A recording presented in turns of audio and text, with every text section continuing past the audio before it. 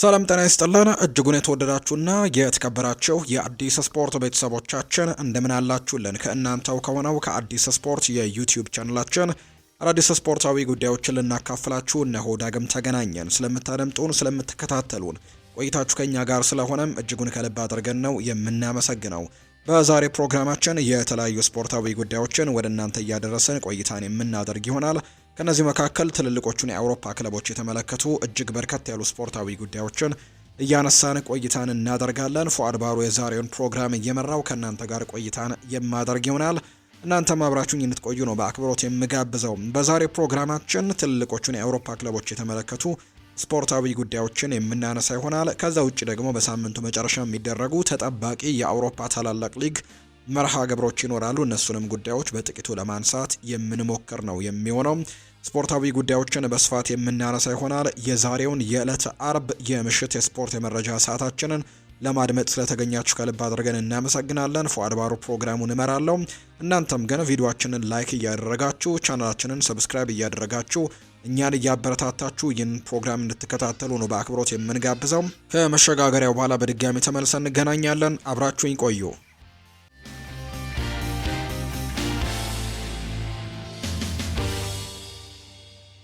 ማንቸስተር ዩናይትድን የተመለከተ መረጃን እናንሳ።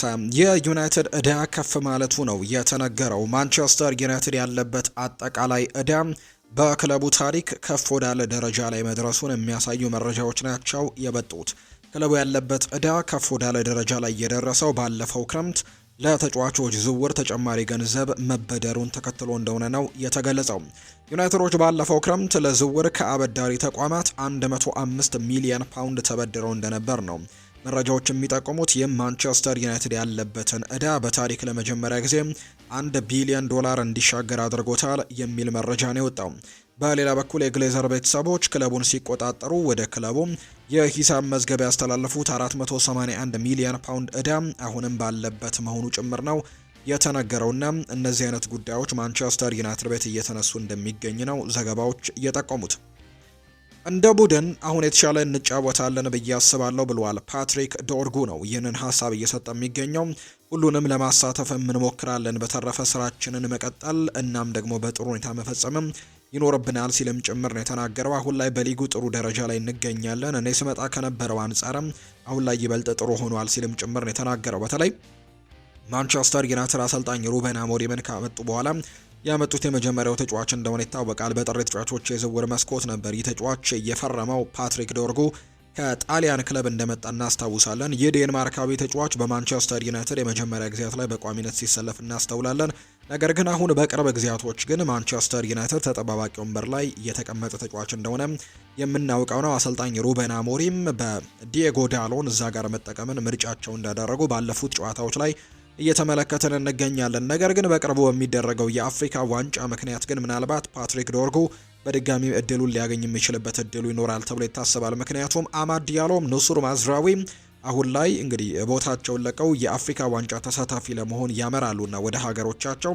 ስለዚህ ያንን ቦታ ለመሸፈን ዲየጎ ዳሎ ምናልባት ወደ ቀኝ ፉልባክነት ሊመጣ የሚችልበት እድሉ ሰፊ ነው ተብሎ ይታሰባልና ፓትሪክ ዶርጉ ቦታውን የማግኘት እድሉ በጣም ሰፊ ነው ተብሎ ይታሰባል። ዶርጉ ግን ሀሳቡን ሲሰጥ እኔ ማንቸስተር ዩናይትድ ከመጣውበት ጊዜ አንጻር አሁን ላይ ያለንበት ደረጃ እጅግ በጣም ጥሩ የሚባል ደረጃ ነው፣ እንደ ቡድንም ጥሩ ነገሮችን ለማድረግ እየተሻሻልን ነው ሲልም ጭምር ነው የተናገረው። እንግዲህ አሁን ላይ ማንቸስተር ዩናይትድ በፕሪሚየር ሊግ ደረጃ ሰንጠረዥ 6ኛ ደረጃ ላይ መቀመጡ የሚታወቅ ነው።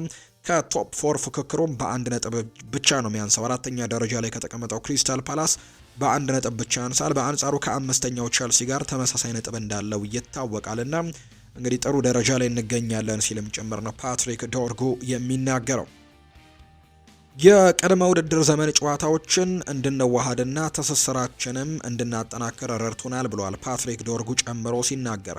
ከዚያ ባሻገር ከዓለም አቀፍ ረፍት በፊትም ያስመዘገብናቸው ጥቂት አዎንታዊ ውጤቶችም የቡድኑን መንፈስ እንዲነሳሳ አድርጎታል ሲልም ጭምር የተናገረው። ያን ከኢንተርናሽናል ብሬኩ መልስ ማንቸስተር ዩናይትድ ተከታታይ ድሎችን አስመዝግቦ እንደነበር የምናስታውሰው ነውና ከኢንተርናሽናል ብሬክ በፊት ያደረግናቸው ጨዋታዎች እንድንነሳሳ ትልቅ እድልን ሰጥቶናል ሲልም ጭምር ነው ፓትሪክ ዶርጉ የሚናገረውና አሁን ላይ ጥሩ ነገሮችን ለማድረግም እንቅስቃሴዎችን እናደርጋለን። ከሜዳ ውጭም ያለን ትስስር በጣም አሪፍ መሆኑ ጥሩ ነገር እንድናሳካም አድርጎናል። በተለይ ደግሞ የቅድመ ውድድር ዘመን ጨዋታዎችንም እንድንዋሃድባቸው ትልቅ ትስስርም እንድንፈጥርባቸው ያደረገን ጊዜ ነበርና እነሱ ነገሮች በጣም ረድተውናል ሲል ነው ፓትሪክ ዶርጉ እየተናገረ የሚገኘው።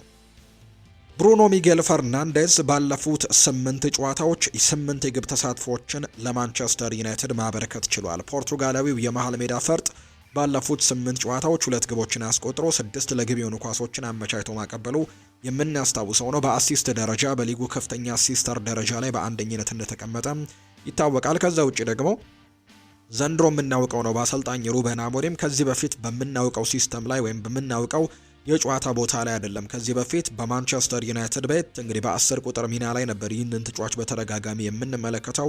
ለቦክሱ ይበልጥ ጠጋ ብሎ ለጎሉ በጣም ጠጋ ብሎ ጎሎችን በማስቆጠር አሲስቶችን በማድረግ እንዲሁ ቻንሶችንም ክሬት በማድረግ ጭምር የምናውቀው ተጫዋች እንደሆነ ይታወቃል ብሩኖ ሚጌል ፈርናንዴዝ እና ዘንድሮ ግን በተለይ የብሪያን ኤምቤሞና የማቲያስ ኩኛህ መፈረም ደግሞ ያንን ቦታ ተነጥቆ ወደ ኋላ ሸርተት እንዲል ተደርጓል። ወይም እነሱን 10 ቁጥር ቦታ ላይ ኩኛንና ኤምቤሞን 10 ቁጥር ቦታ ላይ በማሰለፍ እሱን በመሃል እንግዲህ በጥልቅ ቦታው ላይ እንዲሰለፍ ወይም በዲፕ የአማካይ ስፍራ ላይ እንዲሰለፍ መደረጉ ይታወሳል። ነገር ግን ቁጥሮች አሁንም ቢሆን ይደግፉታል። በጣም ጥሩ ቁጥሮችን እያስመዘገበ ነው የሚገኘው። ቻንሶችን ክሬት በማድረግ ጭምር አውሮፓ ላይ ከኬሊያን ምባፔ ቀጥሎ የሚነሳው ስም ነው። ከዛ በተጨማሪ ደግሞ እንዲሁም ሌሎች ቁጥራዊ መረጃዎችን በፕሪሚየር ሊጉ ቀዳሚ ከሆኑ ተጫዋቾች መካከል ያደርገዋል። ምንም እንኳን ቦታውን አጥቶ የሆነ ቢሆንም በአለፉት 8 ጨዋታዎች ደግሞ 8 የግብ ተሳትፎችን ወይም 8 ቀጥተኛ የጎል ተሳትፎችን ማድረግ ችሏል። ባለፉት 8 ጨዋታዎች 2 ጎሎችን አስቆጥሯል። 6 ደግሞ አሲስቶችን ማድረግ የቻለበትን አጋጣሚን የተመለከትነውና ጥሩ ቁጥሮችን እያስመዘገበ እንደሚገኝ ይታወቃል ብሩኖ ሚጌል ፈርናንዴስ። አርሰናልን የተመለከቱ መረጃዎችን እናንሳ። ሁሉንም ዋንጫዎች ማሸነፍ እንችላለን ብለዋል ጋብሪኤል ሄሱስ ነው ይህንን ሀሳብ የሰጠው። የአርሰናሉ የፊት መስመር አጥቂ የሆነው ጋብሪኤል ሄሱስ አርሰናል አሁን ባለው ቡድን ትልቅ ነገርም እንደ ማሳካት እንደሚችልና ትልቅ እምነት እንዳለውም ጭምር ነው የሚናገረው። ይህ ተጫዋች እንግዲህ በጉዳት ምክንያት ከ1 ዓመታት በኋላ ነው እንግዲህ በቅርቡ በተደረገ በዚህ ሳምንት አጋማሽ ላይ ባደረጉት እና ከክለብ ብሩዥ ጋር በነበረ ጨዋታ የአውሮፓ ቻምፒየንስ ሊግ መርሃ ግብር ላይ ተቀይሮ ገብቶ ከበርካታ ጊዜያቶች በኋላ ለቡድኑ ግልጋሎቱን እንደሰጠም የምናስታውሰውና በርከት ያሉ ጊዜያቶችን በጉዳት ምክንያት ሲታገል እንደነበር እናስታውሳለን። ይሄ ኤሲኤል የሚባል ጉዳት ተጫዋቾችን ለረጅም ጊዜ ከሜዳ የሚያርቅ ከመሆኑም በላይ ደግሞ ብቃታቸውን ቶሎ እንዳያገኙ ደግሞ የሚያደርጋቸው አይነት ጉዳት በመሆኑ በርካቶች እንግዲህ በጣም ከባድ ጉዳት ብለው ይገልጹታል። ነገር ግን ጋብሪኤል ሄሱስ በመጀመሪያው ጨዋታ ላይ እንግዲህ ተቀይሮ በገባበት ጨዋታ ላይ ግን ጥሩ ነገሮችን ለማድረግ ሙከራዎችን ሲያደርግ ተመልክተናል። አሰልጣኝ ሚኬል አርቴታ ያንን ነገር ነው የገለጹት። እንግዲህ በተለይ ሚኬል አርቴታ የጋብሪኤል ሄሱስ መመለስ የሌሎችም የአጥቂ መስመር ተጫዋቾቻቸው ቶሎ መመለስ የነም ኖኒ ማንዱዌኬ ወደ ብቃት መመለስ ከዛ በተጨማሪ ጋብሪኤል ማርቲኔሊ፣ ሊያንድሮ ትሮሳርድ፣ ቪክተር ዮኬረሽ እነ ቡካዮ ሳካ እነ ማርቲን ኦዴጋር እነ ኤዜ በዛ ቦታ ላይ እንግዲህ ብዙ አማራጮች የማጥቃቱን ባህሪ ላይ በደንብ በመኖራቸው ምክንያት በጣም ደስተኛ እንደሆኑ ይናገራሉ። እርግጥ ነው አርሰናል በርከት ያሉ ጉዳቶችን በአጥቂ አማራጮቻቸው ላይ ከዚህ በፊት ገጥሟቸው እንደነበር እናስታውሳለን። አሁን ላይ በመከላከል ስፍራ ላይ በጣም ብዙ ጉዳት እንዳለባቸው ጭምር ማለት ነውና ጋብሪኤል ሄሱስ ግን እንግዲህ ዘንድሮ አርሰናል ብዙ ነገሮችን ማሸነፍ የሚችልበት ሁሉንም ዋንጫዎች የማሸነፍ እድልም እንዳለው ጭምር ነው የሚናገረው። አሁን ላይ ምርጥ ቡድን አለን ይላል ጋብሪኤል ሄሱስ ሲናገር። ባለን ጥሩ ስብስብም በዚህ ዓመት ለሁሉም ዋንጫዎች መፎካከር እንደምንችል በጣም እርግጠኛ ነኝ ሲልም ጭምር ነው የተናገረው። አርሰናሎች በቻምፒየንስ ሊጉ ያደረጓቸውን 6 ጨዋታዎችን በማሸነፍ እየመሩ ይገኛሉ። በተጨማሪም የእንግሊዝ ፕሪምየር ሊግን በ2 ነጥቦችም ልዩነት እየመሩ እንደሚገኙ ጭምር ነው እንግዲህ የተመለከትን የምንገኘውና ዘንድሮ ሁሉንም ዋንጫ ለማሸነፍም በትልቁ እንቅስቃሴዎችን እናደርጋለን ሲል ነው ጋብሪኤል ሄሱስ ሀሳቡን የሰጠው። ፖል ሜርሰን ይናገራል። አርሰናል ሚኬል ሜሪኖን የመሃል አጥቂ እያደረገ እየተጫወተ ነው። የፕሪሚየር ሊግ ዋንጫን እንደማያሸንፍም ይናገራል። በዚህ መሰረት የሚቀጥል ከሆነ ማለትም ሚኬል ሜሪኖን አጥቂ አድርጎ እያጫወተ ፕሪሚየር ሊጉን የማሸነፍ እድል አይኖረውም ሲል ነው የሚናገረው። ሚኬል አርቴታ ሚኬል ሜሪኖን ከቪላ ጋር ባደረገው ጨዋታ እንደ መሃል አጥቂ ሲጠቀመው ስህተት እንደሰራ አስቤ ነበር። ሚኬል ሜሪኖ ብዙ ጠቃሚ ጎሎችን እንደሚያስቆጠር አውቃለሁ። ነገር ግን ቪላ በጥሩ ሁኔታ ላይ ስለነበር ተጋጣሚዎችን ለመረበሽ እንደ ቪክተር ዮኬሬሽ ያለ ሰው በዚህ አስተላለፍ ውስጥ ያስፈልጋቸው ነበር ሲል ነው የተናገረው። ቪክተር ዮኬሬሽን ተቀያሪ ለማድረግ ያንን ሁሉ ገንዘብ እንዴት ትከፍላለህ? እናም ለ3 ተከታታይ ጨዋታዎችን በተቀያሪ ወንበር ላይ እንዴት ይቀመጣል? የአካል ብቃት ችግር ካለበት ለምን በወንበሩ ላይ ተገኘም? አልገባኝም። ይህንን ከዚህ በፊትም ተናግሬዋለሁ እናም እንደገና እናገረዋለሁ። አርሰናል ሚኬል ሜሪኖን እንደ መሀል አጥቂ ማጫወቱን ከቀጠለ ሊጉን የማሸነፍ እድሉ በጣም ጠባብ ነው ሲል ነው ፖል ሜርሰን እየተናገረ የሚገኘው። እንግዲህ ፖል ሜርሰን ሲናገር ሚኬል ሜሪኖ እርግጥ ነው በጣም ጠቃሚ የሆኑ ጎሎችን ከዚህ በፊት አስቆጥሮላቸው የሚያውቅ ሊሆን ይችላል። ነገር ግን ደግሞ ሁሉም ቡድን ላይ ደግሞ ይሄ ነገር ይሰራል ማለት አይደለም። ስለዚህ በጣም በውድ ገንዘብ ያስፈረምከው ተጫዋች አምና ደግሞ በጣም ብዙ ግቦችን በክለቡ ያስቆጠረ በስፖርቲንግ ሊዝበን በርከት ግቦችን ያስቆጠሩ ተጫዋችን 3 ጨዋታዎችን በተከታታይ ተጠባባቂ ወንበር ላይ ማስቀመጥ ጥሩ ነገር አይመስለኝም። ከአስተን ቪላ ጋር በነበረው ጨዋታ ሚኬል ሜሪኖን በአጥቂ መስመር ላይ በቋሚነት ስመለከተው አርቴታ ዛሬ ትልቅ ስህተትን ሰርቷል ብዬ ተናግሬ ነበር። እንደጠበቅነው በጨዋታው ላይ ሚኬል ሜሪኖም ጥሩ ነገሮችን ማድረግ አልቻለም። አርሰናልም ጨዋታውን ሳያሸንፍ የወጣበትን ነገር ነው የተመለከትነው ሲልም ጭምር ነው የተናገረው ፖል ሜርሰን። እና አርሰናል አሁንም ሚኬል ሜሪኖን በአጥቂ መስመር ላይ መጠቀሙን የሚቀጥል ከሆነ እንግዲህ ዋንጫውን የማሸነፍ እድሉን ጠባብ ያደርግበታል ሲልም ጭምር ነው የተናገረው። ሊቨርፑልን የተመለከተ መረጃን እናንሳ። አሰልጣኝ አርነ ስሎት ከሙሐመድ ሳላህ ጋር ሊነጋገሩ እንደሆነ ይፋ ተደርጓል። የመርሲሳይዱ ክለብ ሊቨርፑል ዋና አሰልጣኝ የሆኑት አርነ ስሎት ከሙሐመድ ሳላህ ጋር ለንግግር ሊቀመጡ መሆኑን የሚያሳዩ መረጃዎች ናቸው ይፋ የተደረጉት።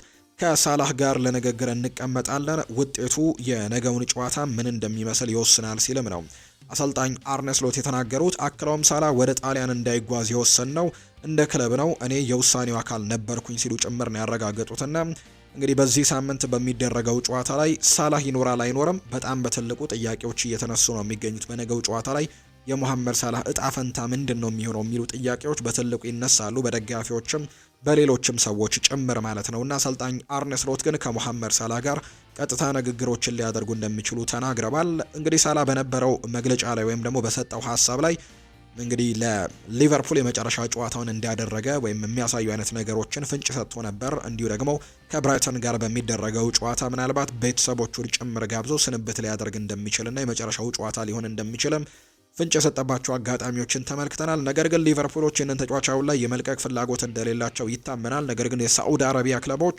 ተጫዋቹን ለማስፈረም ትልቅ እንቅስቃሴዎችን እያደረጉ እንዳለ ነው የምንሰማውና የዚህ ተጫዋች ጉዳይ በቀጣይ ጊዜያት ይወሰናል ተብሎ ይታሰባል። አሰልጣኝ አርነ ስሎትም ከተጫዋች ሙሐመድ ሳላህ ጋርም በቀጥታ ሊነጋገሩ እንደሚችሉ ነው የተገለጸው። በሌላ በኩል አሌክዛንደር ኢሳክ ጉዳት እንዳጋጠመውና በነገው ጨዋታ ላይ መሰለፉ አጠራጣሪ መሆኑን ነው አሰልጣኝ አርነ ስሎት ይፋ ያደረጉት። ፌዴሪኮ ኪያዛ በበኩሉ ወደ ልምምድ እንደተመለሰ አሰልጣኝ አርነ ስሎት አረጋግጠዋልና ምናልባት ወደ ጨዋታ ሊመለስ ይችላል ብለዋል። ተጠባባቂ ወንበር ላይ ሊቀመጥ የሚችልበት እድሉ ሰፊ ነው ተብሏል ፌዴሪኮ ኪያዛ። በአንጻሩ ግን አሌክዛንደር ኢሳክ በጉዳት ምክንያት የነገው ጨዋታ ላይ የመኖርና ያለመኖሩ ጉዳይ አጠራጣሪ እንደሆነ የሚያሳዩ መረጃዎች ናቸው የወጡት። የሊቨርፑል ተጫዋች የነበረውና አሁን ደግሞ ወደ ባየር ሌቨርኩዘን ያመራው የተከላካይ ስፍራ ተጫዋች የሆነው ጃሬል ኳንሳህ ስለ ሙሐመድ ሳላህ ይናገራል። የእንግሊዝ ብሔራዊ ቡድኑ ተጫዋች ሙሐመድ ሳላህ ታላቅ ባህር ያለው ሰው ነው። በከባድ ጊዜያት ላይ እገዛ ሰጥቶኛል። በሱ ዘንድም ጥሩ ነገር ብቻ አይቻለሁ።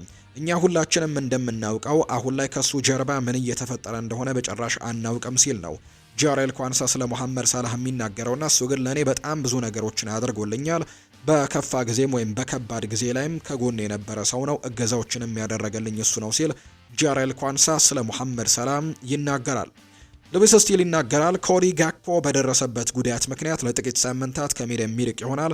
ይህም በቦታው ላይ በቂ ተተኪ ተጫዋች ባለመኖሩ የተከሰተ ሊሆን እንደሚችል ይታመናል። በክረምቱ ሉዊስ ዲያዝን ወደ ባየር ሚኒክ ከሸኙ በኋላ በዛ ቦታ ላይ ተመራጩ ወይም ደግሞ ያለው ብቸኛው አማራጭ ኮዲ ማቲያስ ጋክፖ እንደሆነ የሚታወቀ ጉዳይ ነውና በዛ ቦታ ላይ እሱን በተደጋጋሚ ጨዋታዎች ላይ ጥሩ አይደለም እንኳን ተብሎ በሚነሳባቸው አጋጣሚዎች ላይ ጭምር ሲያሰልፉት እንደነበር እናስታውሳለንና አሁን ላይ ግን ጉዳት ደርሶበታል በተደጋጋሚ ጨዋታዎች ላይ በመኖሩና ባለማረፉ ምክንያት አሁን ደግሞ ለበርካታ ሳምንታት ይህንን ተጫዋች የማያሰልፉበት እድል እንዳለ ነው መረጃዎች እየወጡ የሚገኙት። ኮዲ ጋክፖ እንግዲህ በዛ ቦታ ላይ የለም። ከዛ በተጨማሪ ደግሞ እንዲሁ ደግሞ የአሌክዛንደር ኢሳክም የነገው ጨዋታ ላይ መሰለፉ እድል ጠባብ ነው። የሙሐመድ ሳላህም ጉዳይ ያልተረጋገጠ ነውና ሊቨርፑል የትኞቹን አማራጮች ይጠቀማል የሚለው ጉዳይ በርካቶች እያጠያየቀ የሚገኝ ጉዳይ ነው። ማንቸስተር ሲቲን ደግሞ እንመልከት። ካሪም ቤንዚማ ይናገራል። ራያን ሸርኪ ግሩም ተጫዋች ነው፣ እኔ ወድጄዋለሁ። ምክንያቱም እሱ ፈረንሳይና አንዳንድ ጊዜ የምትፈልገው አይነት ተጫዋች ነው። አሁን ላይ ፔፕ ጓርዲዮላ አሰልጣኙ ነው፣ እናም እንደሚሳካለት ምንም ጥርጥር የለኝም ብሏል ካሪም ቤንዚማ ስለ ራያን ሸርኪ ሲናገር ነው። ራያን ሸርኪ እንግዲህ ፈረንሳዊ ተጫዋች እንደሆነ ይታወቃል። ጎሎችን በማስቆጠር ረገድ ጥሩ ላይ ነህ፣ ከየት የመጣ ነው ተብሎም ኒኮ ኦሬይሊ ጥያቄ ቀርቦለት ነበርና ምላሹን ሰጥቷል። ኤርሊንግ ብራውት ሃላንድ ጥቂት ምክሮችን እየሰጠኝ ነው ሲልም ጭምር ነው ኒኮ ኦሬይሊ ሀሳቡን የተናገረውና ጎሎችን በማስቆጠር ጥሩ የሆንኩበት ትልቁ ምክንያትም ከኤርሊንግ ሃላንድ ያገኟቸው የአጨራረስ ምክሮች ናቸው ሲልም ጭምር ነው የተናገረው። የስፔኑ አሰልጣኝ የሆኑት ሉዊስ ዴላ ፉዌንቴ ሮድሪጎ ከ2026ቱ የዓለም ዋንጫ በፊት ሙሉ በሙሉ ዝግጁ እንደሚሆን እተማመናለሁ ሲሉ ነው የተናገሩት። ይህ ተጫዋች እንግዲህ ከአርሰናል ጋር በነበረ ጨዋታ የኤሲኤል ጉዳት ከደረሰበት በኋላ እንግዲህ ከጉዳቱ ተመልሶ የተወሰኑ ጨዋታዎችን እያደረገ ሌሎች ጉዳቶች የሚገጥሙት አይነት ተጫዋች እንደሆነ ይታወቃል። እንግዲህ የኤሲኤል ጉዳት መጥፎ ባህሪያቶችም ይሄ እንደሆነ ነው በርካቶች የሚያነሱት። ምክንያቱም ተጫዋቾች ከጉዳት ከተመለሱ በኋላ ወዲያው ወደ ምርጥ ብቃታቸው እንዳይመለሱ ያደርጋል። ከዛ በተጨማሪ ደግሞ ለተደጋጋሚ ጉዳቶችም ያጋልጣቸዋል የሚል አይነት መረጃ ይወጣልና ሮድሪም ተመሳሳይ አይነት ነገር ነው እየገጠመው የሚገኘው። ተደጋጋሚ ጉዳቶች አሁንም እየገጠመው ነው። ለማንቸስተር ሲቲ ወሳኝ ተጫዋች እንደሆነ ይታወቃል። ፔፕ ጓርዲዮላ በተደጋጋሚ ጊዜ ያነሰዋል። ነገር ግን አሁንም ቢሆን የስፔን ብሔራዊ ቡድን አሰልጣኝ የሆኑት ሉዊስ ዴላ ፉዌንቴ ይህ ተጫዋች አሁንም ወደ ሜዳ በቅርቡ እንደሚመለስና ከ2026 የዓለም ዋንጫ በፊትም ዝግጁ እንደሚሆን ጭምር እንደሚተማመኑ ነው የተናገሩት። በዚሁ የቼልሲ ጉዳዮችን እናንሳ። ማርክ ኮሬያ በሞይስ ካይሴዶ ላይ አንዳንድ ጉዳዮችን አጋርቷል። የመጀመሪያውን ጨዋታ በብራይተን ሲጫወት በጣም ጥሩ ነበር፣ እናም በጣም ወጣት ነበር። ነገር ግን በቀላሉ ማየት ይቻላል የተለየ ተሰጥኦ እንዳለው። ታክሎቹ፣ የአስተሳሰብ ፍጥነቱ፣ የካይሴዶ አጫወቱ በጣም የምወድለት ነበር ሲልም ጭምር ነው የተናገረው። ኩኮሬያ እንግዲህ በብራይተን የተጫወተ ተጫዋች ነው። ካይሴዶን በተመሳሳይ ከብራይተን ነው ወደ ቼልሲ የተቀላቀለውና ሁለቱም ከብራይተን የመጡ ተጫዋቾች ናቸውና ያኔ ጥሩ ነገሮች እንደነበሩት አስተውዬ ነበር ሲል ነው ኩኮሬያ ስለ ካይሴዶ የሚናገረው። ዊሊያም ጋላስ ይናገራል። እውነት በዚህ ጊዜ ቼልሲ አንድ ልምድ ያለው ተሞክሮ ያለው ተጫዋች እንዲያስፈርም ተስፋ አድርጌ ነበር። ለእኔ ቼልሲን ከፍታ ላይ ሊያደርጋት የሚችለው ተጫዋች ቪክተር ኦስሜን ይመስለኛል። እኔ እርሱን ለቼልሲ ሲጫወት ማየት ፈልጌ ነበር፣ ነገር ግን አልሆነም። የኔ እምነት እርሱን በቼልሲ ውስጥ ማየት ነው፣ ምክንያቱም በጥራቱ ምክንያት ለቼልሲ በፍጥነትና በማጥቃት ላይ ምን ያክል ትልቅ ተጫዋች እንደሆነ እናውቃለን ሲልም ጭምር የተናገረው። እንግዲህ ቼልሲዎች ይህንን ተጫዋች ከናፖሊ ለማስፈረም በጣም ትልቁ ፍላጎት እንደነበራቸው ይነገራል። ነገር ግን በገንዘብ ነክ ጉዳዮች ላይ ይህንን ተጫዋች ማስፈረም ያልቻሉበትን አጋጣሚ እናስታውሳለን። ተጫዋቹም ከናፖሊ ወደ ቱርኩ ክለብ ጋላት ሳራይ መዘዋወሩ ይታወሳል። በጋላት ሳራይም በጣም ጥሩ አቋሞችን እያሳየ ነው። በአውሮፓ ቻምፒየንስ ሊግ እንኳን ከኬሊያን ምባፔና ከኤርሊንግ ሃላንድ በመቀጠል ከፍተኛ ግብ አስቆጣሪ ዝርዝር ውስጥም ሶስተኛ ደረጃ የተቀመጠ ነው ቪክተር ኦስሜን እና አሁንም በጣም ጥሩ ጊዜቶችን በቱርክ እያሳለፈ ነው። ቼልሲንን ተጫዋች ቢያስፈርመው በጣም ደስተኛ ሆን ነበር ሲል ነው እንግዲህ ዊሊያም ጋላስ ሀሳቡን የሰጠው። ከዚህ በፊትም እንዲሁ ደግሞ ጆን ኦቢ ሚካኤልም ተመሳሳይ ሀሳብ ሰጥቶ እንደነበር እናስታውሳለን። ቼልሲ ለኦሊቨር ግላርሰን በክሪስታል ፓላስ አዲስ ኮንትራት እንዳይፈርም ነግረውታል። ክለቡ ስለ ኤንዞ ማሬስካ የረጅም ጊዜ ቆይታ እርግጠኞች እንዳልሆኑ ነው ቼልሲዎች እየተነገረ የሚገኘው። በቡድን ውስጥ ጥሩ ነገሮችን ያደርገዋል፣ ነገር ግን ደግሞ አንዳንድ ጊዜ የሚወሰናቸው ታክቲካል ውሳኔዎች በጣም ትክክል እንዳልሆኑ በርካቶች ያነሳሉ እና በዚህ መሰረትም ቼልሲዎች በአሰልጣኝ ኤንዞ ማሬስካ ላይ ጥርጣሬ እንዳላቸው ጭምር ይታመናል። ስለዚህ በክሪስታል ፓላስ በጣም ጥሩ ጊዜን እያሳለፈው ኦሊቨር ግላርሰንን በፓላስ ኮንትራቱን እንዳራዘም ነግረውታል የሚል መረጃ ወጥተዋል። ኦሊቨር ግላርሰንም ቢሆን በክሪስታል ፓላስ ደስተኛ አይደለም። ውጤት እያመጣ ነው የሚገኘው እርግጥ ነው። ነገር ግን ቡድኑ ግን ተጫዋቾችን በማዘዋወር ጉዳይ ላይ ቸልተኛ መሆኑና ገንዘብን ከማውጣት ይልቅ ማጠራቀምን ምርጫቸው የሚያደርጉ አይነት ቡድን እንደሆነ ከዚህ በፊት ተናግሮ ቁጣውንም ገልጾባቸው እንደነበር እናስታውሳለንና ግላርሰን ምናልባት በክሪስታል ፓላስ ላይ ቆይ ይችላልና ምናልባት ወደ ትልልቅ ክለቦች የሚያመራበት እድሉ እንዳለን የተነገረው። ከግላርሰን ውጭ ግን አንዶኒ ኢራኦላ በቼልሲ እጩ ዝርዝር ውስጥ ከሚገኙ ስሞች መካከል ይገኝበታል ተብሎ ነው የሚታሰበው። ሪያል ማድሪድን እንመልከት። ሪያል ማድሪድ ለሻቪ አሎንዞ የመጨረሻ ድል ሰጥቶታል። የእሁዱ ጨዋታ ድልም ለእርሱ ትልቅ ነገር እንደሚሆነው ስካይ ስፖርት መረጃውን ያጋራው። የሪያል ማድሪድ ቤት የጎደለው ነገር ምንድን ነው የሚሉ ጥያቄዎች ይነሳሉ። የጎደላቸው ነገር በኤምባፔ፣ በቪኒ፣ በቤሊንጋም እና በሮድሪጎ መካከል ያለው ቅንጅት ብቻ ነው። እያንዳንዱ ተጫዋች በሜዳ ላይ ምን ማድረግ እንዳለበት ማወቅ ይኖርበታል። ቤሊንጋም ጨዋታ ፈጣሪ መሆኑን ማወቅ አለበት እንጂ ጎል አስቆጣሪ መሆን የለበትም ይላሉ አንዳንድ ዘገባዎች። ኤምባፔም እሱ እንግዲህ የቡድኑ ግብ አስቆጣሪ እንጂ ጨዋታን መፍጠር ትልቁ ስራው መሆን የለበትም። ቪኒሲዮስ የተከላካይ አማካይ አይደለም፣ እሱ አማካይ ወይም የግራ ክንፍ መስመር አጥቂ ነው። ሁሉም እንግዲህ ሰው ሜዳ ላይ ምን ማድረግ እንዳለበት ማወቅ አለበት ብሏል። ካሪም ቤንዜማ ነው ይህንን ሀሳብ የሚናገረው። ሁሉም ነገርም ይስተካከላል፣ ምክንያቱም በአንድ ቡድን ውስጥ ያሉት ምርጥ ተጫዋቾችን እያየን ነው እና መስማማት ይኖርባቸዋል ሲል ነው ካሪም ቤንዜማ የተናገረው። ሌላኛው የሪያል ማድሪድ ችግር ደግሞ ይላል ካሪም ቤንዜማ ይቀጥልና በክለብ ውስጥ የኖረ ወደ ኤምባፔ፣ ቪኒ፣ ቤሊንጋም ሄዶ ምን እየተፈጠረ ነው ምንድነው ያጣ ነው ብሎ የሚናገር ትልቅ ተጫዋች አለመኖሩና ቡድኑን የሚመራ ትልቅ ኮከብ አለመኖሩ ነው ሲልም ጭምር ወይም ልምድ ያለው ኮከብ አለመኖሩ ነው ሲል ካሪም ቤንዜማ ይናገራል። ፍሎሬንቲኖ ፔሬዝ ሲበዛ የሮድሪጎ አድናቂ ነው። ለፕሬዝደንቱ ቅርብ የሆኑ የመረጃ ምንጮች እንደሚናገሩት ብራዚላዊው ተጫዋች የፍሎሬንቲኖ ፔሬዝ ደካማ ጎኑ ነው። ተሰጥኦን በጣም ይወደዋል። ተጫዋቹ ከመጣበት ከ2019 ጀምሮ የፍሎሬንቲኖ ፔሬዝ ድጋፍም ተለይቶት አያውቅም ብሏል ኢኤስፒኤን ባወጣው መረጃ። ስፔናዊው ተከላካይ ዴን ሃውችሰን ሪያል ማድሪድ በመጪው እሁድም በላሊጋው ከዲፖርቲቮ አላቬስ ጋር በሚያደርገው ጨዋታ ላይ ከጉዳቱ አገግሞ የመድረስ እድሉ በጣም ዝቅተኛ ነው ተብሏል። በተመሳሳይ ፈረንሳዊው አማካይ ኤድዋርዶ ካማቪንጋ እና ኪሊያን ኤምባፔ የመመለሳቸው ነገር አጠራጣሪ እንደሆነ ነው ካንዴና ሴር መረጃውን ያጋራው። የሪያል ማድሪድ ተጫዋቾች አሁን ላይ በግልጽ የሻቪ አሎንዞ ጎንን ተሰልፈዋል። ነገር ግን ሪያል ማድሪድ እሱን ላለማባረርም የተጫዋቹን ወገንተኝነት እንደ እንቅፋት አይመለከተውም። በሪያል ማድሪድ አሁን ላይ ብቸኛው መመዘኛ ውጤት ሆኗል። ሻቪ ውጤት የማያመጣ ከሆነ እሱን እንግዲህ ለማባረር ግልጽ አቋምን ያገኛሉ ብሏል ዲያሪዮ አስ ባወጣው መረጃ። የሪያል ማድሪድ ማኔጅመንት በተጨማሪም ቡድኑ በበዛ የአካል ብቃት ችግሮች እንዳሉበት የተረዳ ሲሆን በተጫዋቾቹ በኩልም ጨዋታን ለማሸነፍ የሚያስችል በቂ ዝግጅት እንደማያደርጉ ተገንዝቧል ብሏል ዲያሪዮ አስ ባወጣው መረጃ ላይ። ናይጄሪያና ሞሮኮ የአፍሪካ ዋንጫን ለማሸነፍ የተሻለ እድል ያላቸው ብሏል ክላውድ ሊሮይ ነው ይህንን ሀሳብ የሰጠው። የቀድሞው የጋና ብሔራዊ ቡድን አሰልጣኝ ክላውድ ሊሮይ ከቀናት በኋላ የሚጀምረው የአፍሪካ ዋንጫ የተሻለ አሸናፊነት ግምት የሰጧቸውን ብሔራዊ ቡድኖች ከካናል ፕሉስ ጋር ባደረገው ቆይታ ላይ ይፋ አድርገዋል። የ77 ዓመቱ ፈረንሳዊ እንግዲህ አፍሪካ ውስጥ ረጅም የአሰልጣኝነት ልምድ ያላቸው በርካታ የአህጉሪቱን ብሔራዊ ቡድኖች ካሰለጠኑት መካከል ናቸው። ወደ መካከለኛው ምስራቅ ተሻግረው የኦማንና ሶሪያ ብሔራዊ ቡድኖችንም አሰልጥነዋል። የ1988ቱን የአፍሪካ ዋንጫ ከካሜሮን ጋር ያነሱት አሰልጣኙ ታዲያ ከቀናት በኋላ ለሚጀምረው የአፍሪካ ዋንጫ 18 ተከታታይ ጨዋታዎችን በድል የተጓዙትን አስተናጋጆቹን የአትላስ አናብስትን ቀዳሚ አድርገዋል። በታሪክም ለመጀመሪያ ጊዜ ከአፍሪካ ሀገራት ዓለም ዋንጫ ላይ ለግማሽ ፍጻሜ ማለፍ የቻለችው ሞሮኮ፣ በመቀጠል ደግሞ ናይጄሪያዎች የአንጋፋው አሰልጣኝ የሻምፒዮንነት ግምትን አግኝተዋል። በታሪክ ናይጄሪያ 3 ጊዜ አፍሪካ ዋንጫውን ስታሸንፍ ሞሮኮ 1 ጊዜ ብቻ ነው ሻምፒዮን የሆነችው። የፈረንሳዩ ክለብ ኒስ ከብራጋ ጋር ያደረገውን የዩሮፓ ሊግ 6ኛ ዙር ጨዋታ 1-0 በሆነ ውጤት ተሸንፏል።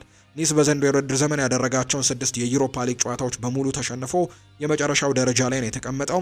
ክለቡ በሁሉም ውድድሮች 8ኛ ተከታታይ ሽንፈቱን ያስተናገደው። ኒስ በአውሮፓ መድረክ ያደረጋቸውን ያለፉት 18 ጨዋታዎችን ማሸነፍ አልቻለም። በ13ቱ ጨዋታዎች ደግሞ ተሸንፏል። ትላንትና በተደረጉ ሌሎች ጨዋታዎች ሪያል ቤቲስ ዲናሞ ዛግሬብን 3-1 አሸንፏል። ኖቲንግሃም ፎረስት ዩትራክትን 2-1 አሸንፏል። ስቱትጋርት ማካቢብ ቴል አቪቭን 4-1 ያሸነፉበት ጨዋታም ትናንትና የተደረጉ ናቸው። አርጀንቲናዊው ኮከብ ሊዮኔል ሜሲ ወደ ህንድ በማምራት ለ3 ቀናት የጎት ኢንዲያ ቱር ጉብኝትን ያደርጋል። በህንድ ካልኩታ ለሊዮኔል ሜሲ የተሰራው 21 ሜትር የሚረዝመው ግዙፍ ሐውልትም መጠናቀቁ ተነግሯል። ሊዮኔል ሜሲ የተሰራለትን ሐውልትም በነገው ዕለት በህንድ በመገኘትም በራሱ መርቆ ይፋ ያደርገዋል ተብሏል።